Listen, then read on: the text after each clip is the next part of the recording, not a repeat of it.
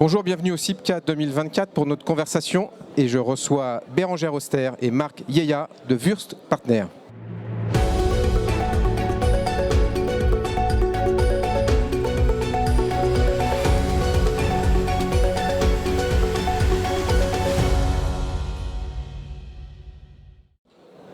Bérengère, Marc, bonjour, bienvenue sur le plateau de BITV pour Wüest Partner. Il faut bien que je le dise, c'est pas évident à prononcer. Présentez-nous d'abord le positionnement et les spécificités de votre structure sur le marché immobilier français, Bérengère.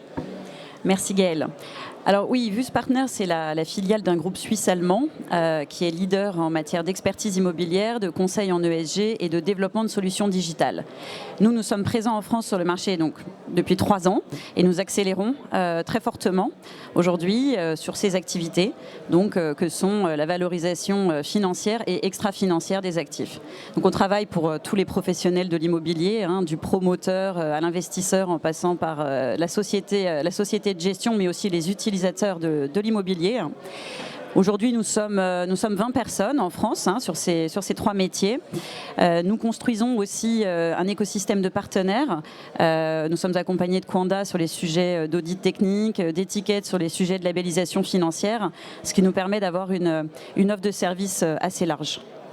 Et notre spécificité, oui. de ne pas vous l'avoir précisé, mais notre spécificité, c'est que nous sommes un groupe indépendant. Nous ne commercialisons pas d'actifs, nous ne faisons pas de transactions, nous sommes un pur conseil indépendant. Totalement indépendant. Et dans votre panel de métiers, vous êtes conseil en développement durable. Alors justement, Marc, comment vous voyez évoluer la question de la décarbonation chez vos clients? Est-ce que vous sentez une mobilisation générale des acteurs immobiliers, une inquiétude grandissante par rapport aux échéances ou un sentiment d'impuissance face à l'énormité de la chose? Alors il y a les deux. En fait, il faut juste rappeler au début que la décarbonation, c'est le levier principal en fait pour accompagner la transition écologique en France. Si on veut s'aligner avec les objectifs de l'État de la neutralité carbone en 2050, sachant que 80% actuellement des actifs qui seront en exploitation en 2050, ils seront là, il faut les rénover. Ouais. Donc en fait, tout le monde est mobilisé. Mais la mobilisation, elle est générale, mais pas égale de la même manière. Enfin, on peut voir que chez les grands acteurs, comme les gros développeurs ou les grands investisseurs, ils ont les moyens, ils sont plus structurés, ils ont les moyens en interne, ils ont des partenariats en conseil, en ESG, etc.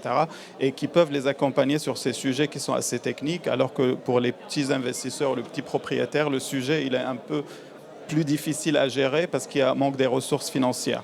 Après, tout le monde est inquiet, oui, parce que les échéances s'approchent. Donc, les échéances du décret RCA, c'est 2030, c'est un peu demain.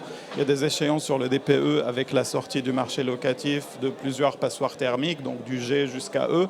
Donc, il y a un grand chantier et tout ça, c'est drivé par, en fait, les investisseurs et les utilisateurs qui ont des exigences plus strictes sur le carbone. Les utilisateurs, ils cherchent des actifs plutôt alignés avec leur stratégie, leur trajectoire de décarbonation, mais aussi les investisseurs, ils doivent reporter sur ces sujets primordiaux qui sont énergie carbone dans toutes les certifications, taxinomie, SFDR, etc.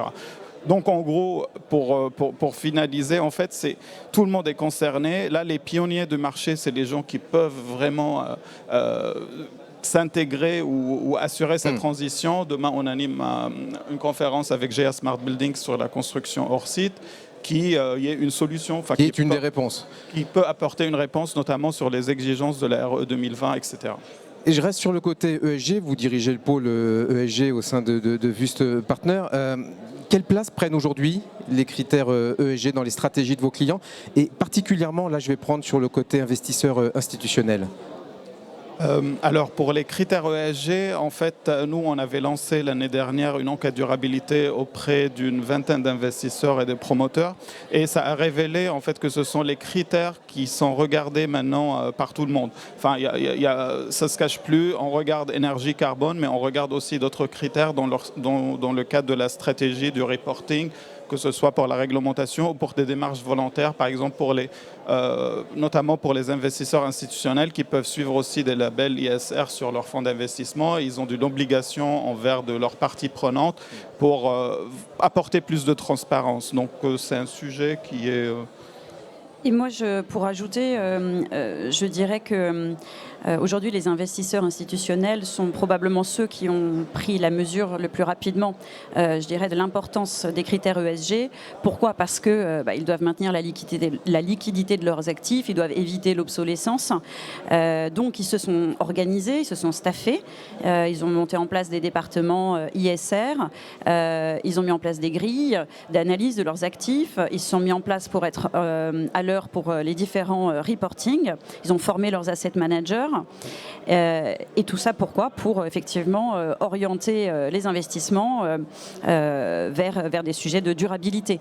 Donc la question des labels est très importante pour eux, que ce soit le label effectivement ISR par exemple sur lequel on travaille beaucoup. Et puis aussi pour répondre, comme tu le disais, à la demande des parties prenantes, donc en amont ou en aval de la chaîne immobilière. Un mot sur les solutions pour accélérer la décarbonation des actifs immobiliers. Vous avez un pan de votre activité qui est autour des solutions digitales. On sait bien que l'immobilier se digitalise et je suis dans une société qui y participe quelque part, puisque c'est aussi le motto de Costar. Quelles sont-elles aujourd'hui, ces solutions digitales, et est-ce que vous vous appuyez, vous, sur des outils de l'IA ? L'IA, c'est un peu le mot magique en ce moment. Je ne sais pas combien de temps ça va durer, mais quelles sont un petit peu votre opinion là-dessus ? Je vais te laisser répondre, Marc, sur les solutions, comme tu portes aussi cet aspect dans ton offre. Marc. Alors pour les solutions, chez Vus Partner, il y a un pôle qui s'appelle pôle de solutions digitales. Donc on développe des solutions pour tous les acteurs de l'immobilier et notamment des solutions sur le ESG. Pour les solutions de décarbonation, nous disposons de 2 solutions. La première, c'est une solution décarbonation des logements, notamment pour voir en fait l'impact des travaux à faire, le CAPEX à rembourser, à dépenser, pardon, et derrière voir l'impact sur la valeur du DPE, en fait, du changement du DPE. Et c'était des solutions qui sont dédiées aux agences immobilières ou même aux particuliers. Mais en même temps aussi, on dispose des outils de décarbonation pour les investisseurs et les portefeuilles et qui sont intégrés dans des solutions plus macro, sur la gestion de la chaîne, la gestion des actifs immobiliers chez les asset managers. Concernant l'IA, nous travaillons actuellement pour voir en fait comment on peut intégrer des critères ESG à partir des images satellites ou des données en open source qui permettent d'alimenter en fait d'une façon automatique, en un simple clic, un peu les grilles ESG dont nous disposons. Par exemple, ça peut être des images satellites qui peuvent prédire en fait la surface disponible pour des panneaux photovoltaïques et derrière voir quelle est la rentabilité de ces solutions. Donc voilà, il y a des solutions sur lesquelles on travaille actuellement. Très concret. De manière plus générale, quelles sont pour vous les clés de succès pour baisser drastiquement, et j'insiste sur le drastiquement, le bilan carbone de ces actifs ou de ces projets immobiliers ? Je me mets dans la peau d'un investisseur ou d'un promoteur. Alors, pour moi, la vraie solution, c'est vraiment adopter une approche stratégique sur toute la chaîne immobilière. Et du coup, en fait, faut bien travailler. Faut commencer par une transparence, une gouvernance claire et transparente. Donc, pour chaque entreprise, il faut se fixer les objectifs de décarbonation, les trajectoires carbone. Il faut aussi mettre des KPIs carbone à suivre aussi par les départements RSE. Il faut aussi alimenter des ressources, donner plus de ressources pour les départements recherche et développement, parce que c'est un sujet, c'est un défi mondial où actuellement nous ne disposons pas vraiment la réponse nécessaire pour faire face à tous ces sujets. Après, il faut regarder sur chaque cycle de vie du bâtiment quels sont les leviers de décarbonation, parce que quand on dit décarbonation, c'est pas juste concevoir des bâtiments qui peuvent être très performants énergétiquement ou des bâtiments neutres en carbone, parce qu'il y a aussi l'exploitation du bâtiment. Il faut que l'utilisateur, il faut que les parties prenantes... C'est sur toute la chaîne de vie. Voilà, tout à fait. Même sur la déconstruction, les déconstructions aussi et la fin de vie, ça on n'en parle pas, mais c'est un vrai sujet aussi. Donc vraiment, il faut avoir cette approche très, très macro sur tout le cycle de vie du bâtiment. Et aussi, il faut être bien accompagné, anticiper les futures réglementations, parce que là, on a des seuils de la RE sur le carbone qui vont évoluer, mais il n'y a rien qui nous garantit que la réglementation en ESG va aussi évoluer, notamment avec la publication de la taxonomie sociale dans les années à venir. Dernière question, j'oublie pas le contexte de marché, j'oublie pas aussi que vous avez une activité d'expert en évaluation immobilière. Aujourd'hui, votre lecture, est-ce que le marché joue davantage la carte de la valeur verte ou de la décote brune ? Alors, effectivement, oui, on a un département expertise immobilière et une des clés de notre positionnement, c'est que nos experts travaillent avec nos consultants en ESG. Donc, on a développé une méthodologie d'analyse, justement, de valeur verte ou de décote brune. Et c'est quelque chose qu'on a développé depuis 3 ans maintenant et qui prend tout son sens, tant d'un point de vue des développeurs qui nous sollicitent en amont de leur projet pour justement leur permettre d'identifier dans leur programme quels sont les atouts ESG de leur projet et en quoi ça va se traduire sur la valeur et en quoi finalement les investisseurs vont pouvoir percevoir cette valeur verte, ce green premium, on pourrait l'appeler.